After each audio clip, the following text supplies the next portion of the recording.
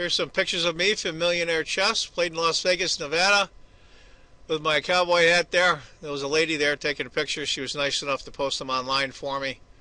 It was a really great tournament. There's another picture. That's the young man on the left. His mother is the one who's taking the pictures here. And there's another picture. And that's me at Millionaire Chess 2014. Great tournament. Well, folks, another great tournament. The 2015 Tradewise Gibraltar Chess Festival. Being played in Gibraltar. Unbelievable scenery. Gibraltar is an amazing place. Amazing place. World-class players. One of the top-rated opens in the world. Karl Nakamura. Topalov. Ex-world champion. Huey Fan. You name it, they're there. Oh, a whole lot of English players. You name it. They're all over the world. And they all come here to the Gibraltar once a year for the Gibraltar Chess Festival 2015 from January 26th to February 15th, 2015. Don't miss any of these great games. Hi folks, John Cordisco here. Round 5 of the Gibraltar Chess Festival, the Masters section.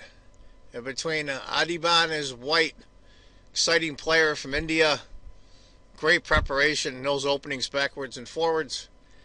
And my buddy from the United States, Karl Nakamura, rated 2776. It's about 140 odd point rating difference. You'll see this in the open tournaments a lot. I picked this game for 2 reasons. 1, it's Nakamura. I mean, he's my buddy. I got to do it. And 2, this is a crazy game. This is wild stuff. Anyway, folks, let's get to it. It's going to be a Queen's Gambit accepted. Something you don't see much. But it's going to be a very weird Queen's Gambit accepted. E4. Here we go at B5, trying to save the pawn. Now, supposedly, the story goes, you can't save the Gambit pawn. A4, C6, Knight C3. Now, they give a question here to this move. But I think it's part of his strategy. When I say his, I mean Nakamura's. B4, hitting the knight. E5, 2 acceptable moves. Nakamura goes A6. He's trying something different. And that's what Karl does. He's just an exciting player. It's just the way it is. And what to do, what to do. B4 is the computer's choice. Then knight A2. Knight F6. And it's a game.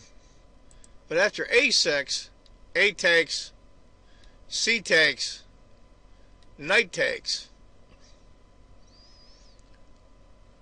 Can't play A takes, can you? Can he really play A takes? A takes. You sacrifice the exchange on move 8.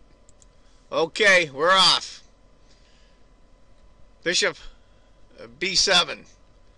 Now Karl's down the exchange, but it's only a point advantage for white. The announcers that were covering this game, I watched it on live stream, where,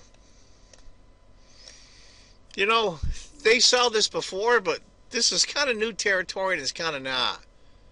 We'll see how this works out. He brings the rook back. Computer likes bishop takes E4, and I do as well. With E6 is a close second. Karl decided to go E6. Now, who am I to question a Karl Nakamura? But if he had taken the pawn after F3, bishop D5, yeah, granted, it's a game advantage to white, but still got to figure it out. Now, I find this interesting. Look at this. 1, 2, 3, 4, 5, 6, 7 pieces are developed. Got to be kidding, right? This is crazy. Knight to E2. Bishop does take. B3. Knight C6. You've got to be accurate in this thing. You've got to know your preparation. And I know Adhiban was taking up a lot of time. We'll see how this works out. Right now, it's half-point advantage for white. Knight C3. Bishop b4. The computer liked f3 instead of knight c3. Then knight, pawn, knight d3 check, king d2, knight f6, pawn takes, knight takes, king c2, knight ef2. And believe it or not, in that scenario, it's only a half-point advantage for white. You gotta be kidding, right? After knight c3, now these guys, we're on move 12. And you've got to do 8, 10 move combinations now. And I don't mean opening combinations. This is crazy. Bishop b4, pinning the knight. Bishop d2. Bishop takes the knight. Bishop takes. b4. Nice move. Now you're going to have a pawn here coming down here shortly, or it looks like, at least theoretically, on the 6th rank on move 14. Computer likes bishop to d2 just to back it up. But he decided to go d5 instead. And all of a sudden, just like that, the game changes. Now let's go back to b4. It's about a half-point advantage for black. After d5, it's a 1.5 advantage for black. It's jumped up a whole point. Bishop d2 was the computer's choice. Then after c takes, bishop b5. Interesting. But after d5, pawn takes, queen takes, king takes, c takes. 2-point advantage right now for black. Black has a knight and 2 pawns for a rook. Folks, we're on move 17. And almost a lot of the minor pieces are gone. The queens are gone. And black has a pawn, 2 pawns, connected on the 6th rank. You gotta be kidding, right? Wow, wow, wow. What to do here if you're white? Best move is c7. King's got to come up. He could have gone knight here instead.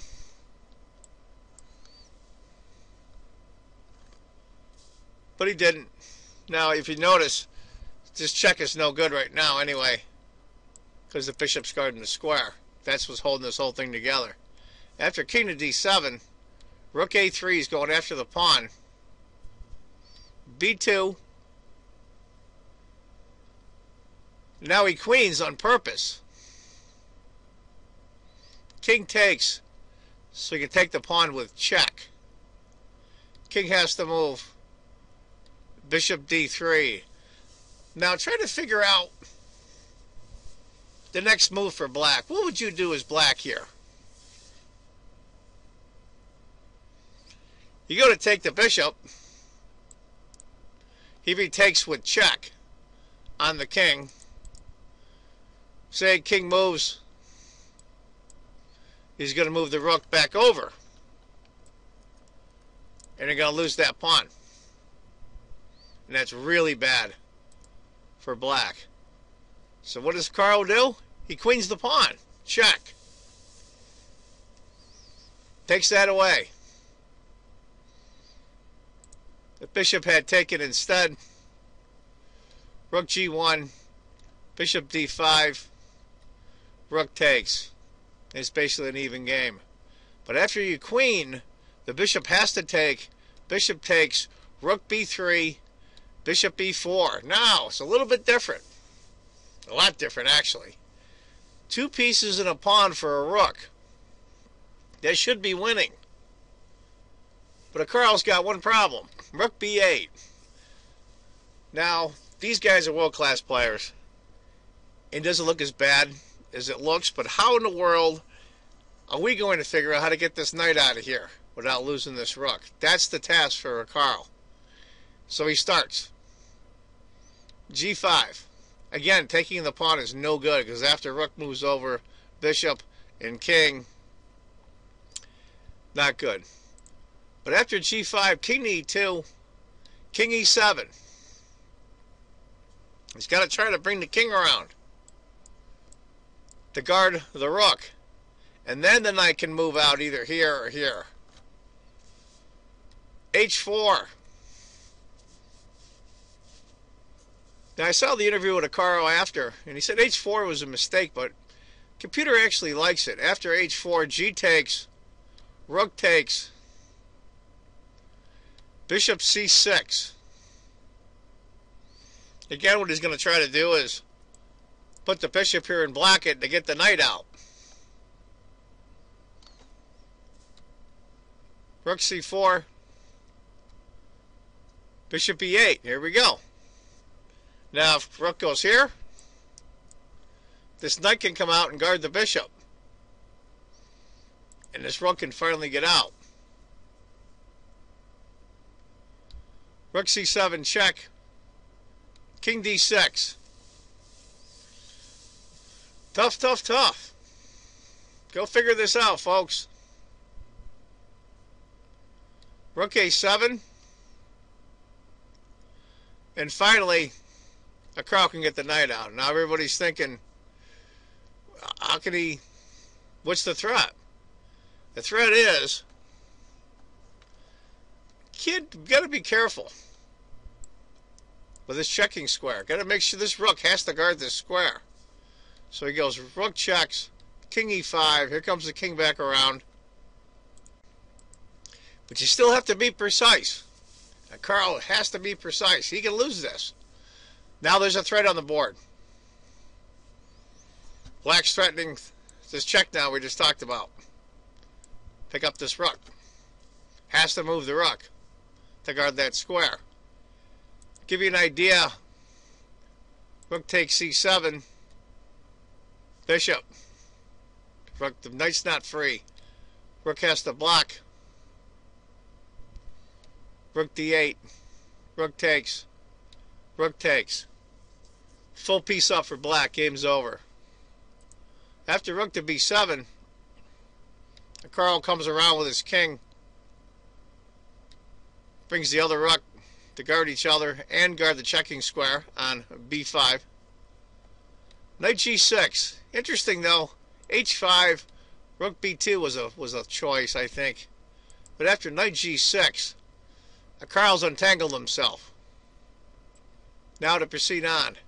Took him all that time to get untangled. Rook, h5, f3, bishop a4. Finally gets that. Rook out of there. Gets taken, knight takes, king e3, knight g6. It's almost a 2.5 point advantage for black right now. Now it's just a matter of technique. Rook a6, bishop, rook a5, bishop d5.